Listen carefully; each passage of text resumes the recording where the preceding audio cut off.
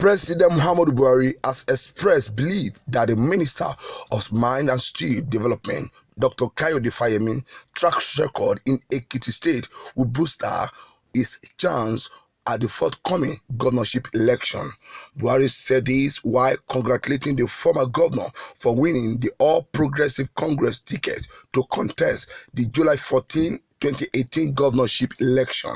The president's congratulatory message was contained in a statement by his senior special assistant on media and publicity, Shehu Garba.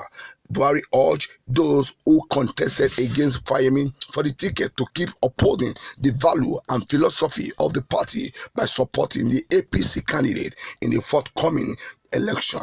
President Buhari commended all the participants in the keenly contested primary who passionately work hard to serve the state as governor, urging them to keep upholding the value and the philosophy of the party by supporting APC candidate in the forthcoming election. The president noted that the successful primary in the state with more than 30 aspirants further validate the credence of the APC on internal democracy and preparedness to take the country to another level of development.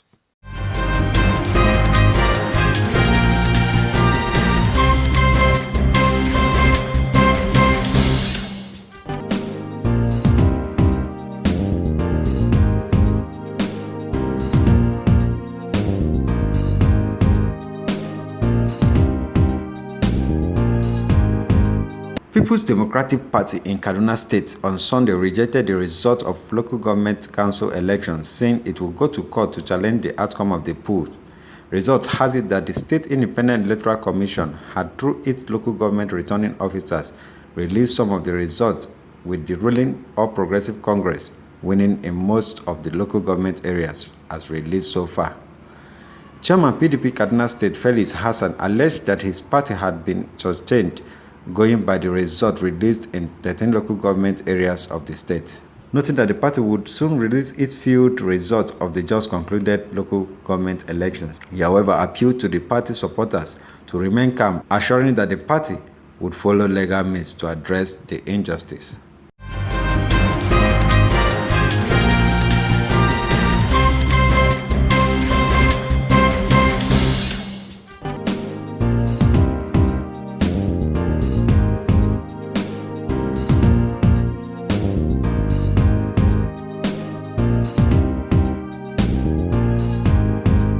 The Deputy Senate President, Ike Ekemadu, has called for equity and justice to unite Nigeria and put the country on the path of speedy development. Ekemadu, however, stated that justice is not something to be done by the government alone, stressing that it is an important virtue that Nigerians must show to one another, especially the less privileged. The Deputy Senate President said this at a dinner organized by friends of Ekemadu to mark his 56th birthday in Enugu over the weekend, according to a statement issued by a special advisor on media, Uche Anechukwu. He said the human and the material endowment the country possesses are endless. What is required is justice for all. Once there's justice for everybody, this country is enough to take everybody. Quote, I believe that the best way to charge our story is to ensure that justice is done to everybody. Nigeria can only grow in an atmosphere of unity and mutual understanding. According to him, he said he saw a great country, a great peaceful nation, united nation, but what is required are leaders with vision who see each other as brothers and sisters. Ekemadu also called on Nigerians to be their brother's keeper.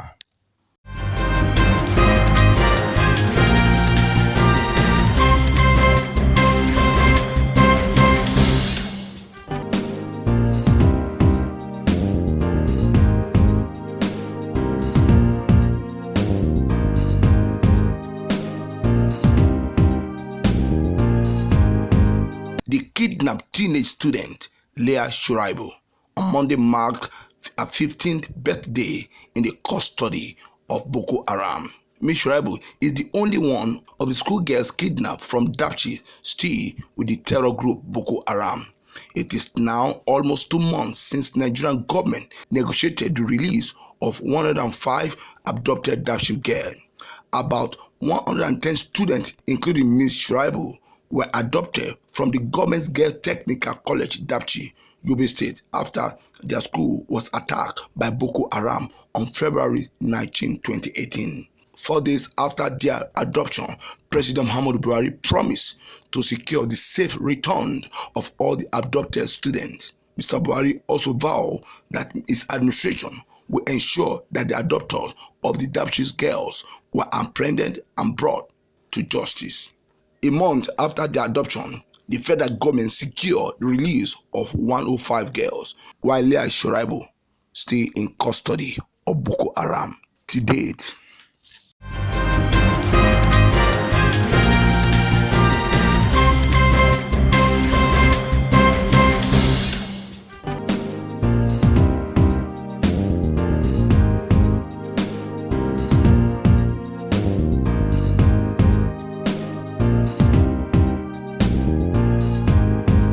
Coalition for Nigerian Movement, formed by ex-President Olusegun Obasanjo early this year, has fused into the African Democratic Congress (ADC) as one of the opposition parties to wrestle power with the incumbent All Progressive Congress in the forthcoming general election. A co-convener of CNN, Prince Olagunsoye Onirola, said they move into ADC in appreciation of the progressive essence of the party and its untainted existence in Nigerian political scene. You will all recall that in January this year, the Coalition for Nigeria movement was formed by some of us across the country as a political platform to create a new generation of leaders for our country. Between that time and today, a lot of ground has been covered in achieving the set goals of the movement. One of such is what we are doing here today, the formal fusing of our movement into the African Democratic Congress. We put our countrymen and women, old and young, on notice that they should expect more from us, that they should expect deepened political engagements across platforms in the coming days and weeks. In other words, this is just the first in a multi-layered action plan to give back the country to its much deprived people. We admit that structural inadequacies and failure of leadership have robbed our country of greatness. We also note that a future of greatness for Nigeria will only be birthed by a new generation of youthful leaders with fresh ideas and knowledge of what it takes to govern a 21st century nation. Obasanjo had in January wrote out CNN saying he would cease to be a member if it changed its status of a pressure group to a political party. In Abuja, LM Chukwuemeka reports.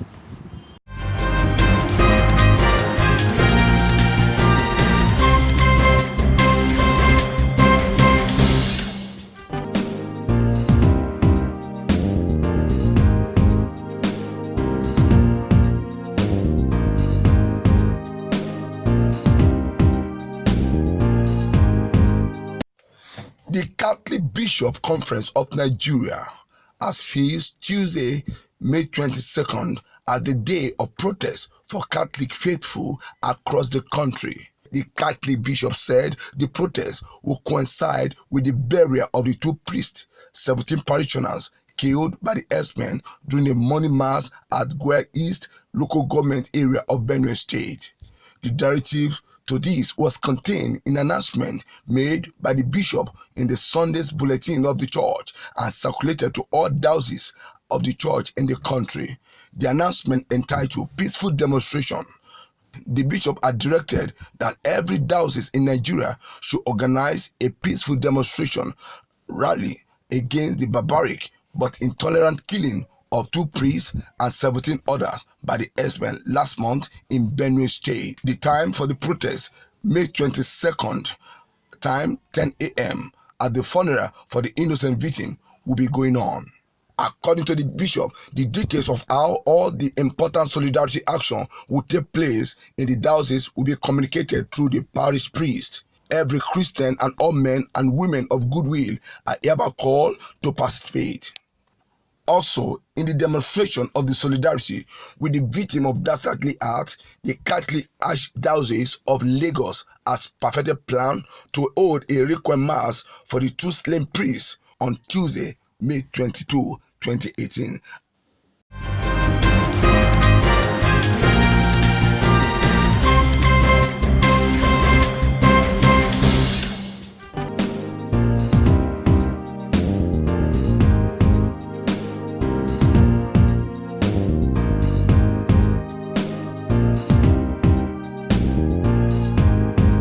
The Pentecostal Fellowship of Nigeria, PFN, has charged the federal government to stop continuous killing by herdsmen across the country, particularly in the middle belt of mostly Christian, if it does not have hand in it.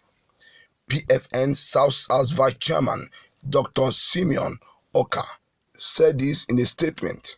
According to him, it is disappointing to all Nigerians that the country's security agencies are unable to stop the killing, with police yet to make any meaningful arrest, prosecute, or convict those carrying out this dastardly act. He said he had the cause to question the competence and integrity of the security chief and had openly challenged the federal government to stop the killing if it sincerely does not have hand in them. He said the summon of the security chief by the Senate will provide Nigerians opportunity to hear them out on what they are doing and, if need be, offer well-meaning Nigerians a chance to assess and make useful inputs. According to him, the National Assembly is representative of all Nigerians. Therefore, the summon by National Assembly is actually summoned by Nigerians. Hence, he called on the security chief and national security advisor to honor Senate summon in the interest of all Nigeria.